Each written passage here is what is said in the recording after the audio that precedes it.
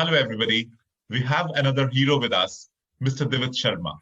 Divit scored 9 in listening, 8.5 in reading, 7 and 7 in writing and speaking, with an overall score of an impressive 8 bands. Over to Divit. Divit, tell us something about yourself and where you stay. Hello, sir. I live in Kundli. I'm a bachelor's in technology, and I came my first time in December 2020. My preparation was solely based on Webberz Institute, its help, and it helped me a lot, to be honest. Okay. Divit, you scored a perfect score of 8.5 and 9 in reading and listening, respectively. What tips do you have for our viewers?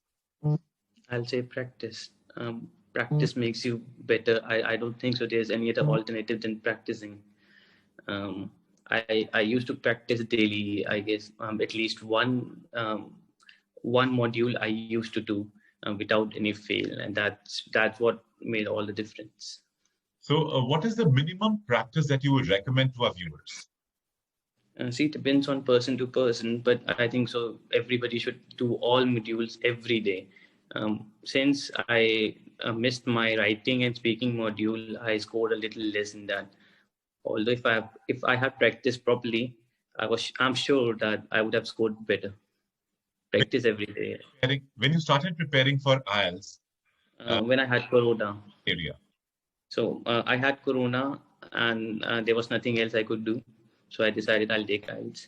A friend of mine, she introduced me to Webberz Institute, and I joined it on the very second day. I was infected with Corona, and in the next 15 days, I recovered and improved my English, both at the same time. What was the weakest area when you joined? Listening. Listening was the weakest area. It's about the accents that always, usually the Australian accents that usually pinch you. So I had to practice a lot. I think so that's the only focus I had from the beginning. I used to practice a lot in listening. So, and the listening was the weakest area, and that is the area in which you scored a perfect score. That is 40 on 40. That's why I asked to practice. It's about it's all the practice that made the difference. And don't be overconfident. I was very overconfident in writing. My invigilator, or my teacher, I mean to say, often told me that it's not up to the mark, but I always neglected his advice. And here I am. So what about reading? Reading was okay. I wasn't. I used to enjoy reading because it was always something knowledgeable. It was always something you need to learn from it.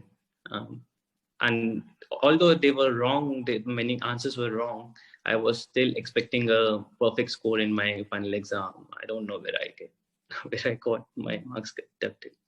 Okay. Divit, if you talk about reading, what is the time management pattern that you used?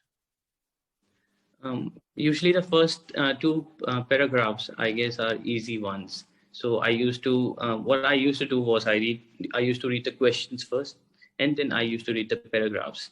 So that way, when the idea of that, I'll be getting the questions around the same language used to come around, I used to focus on that paragraph. I used to read it. So that way, if you know where they're going to strike, maybe you're better prepared to at the time of war when you're reading it. Did you make any specific strategies for listening and reading? Not really. I have been practicing a lot for listening, but there wasn't any specific strategy. The only thing I knew was if I miss any blank, I don't have to get depressed over it, and I have to move to the next one as soon as possible. Okay. And did you ever expect that you're going to get 8.5 and 9 bands? Not before the exam, but when I was going through it, when I was done with it, I was pretty sure I did nothing wrong. I was actually expecting 9 in both of them. Okay, that is absolutely a wonderful score, Divit. Thank you so much for being with us.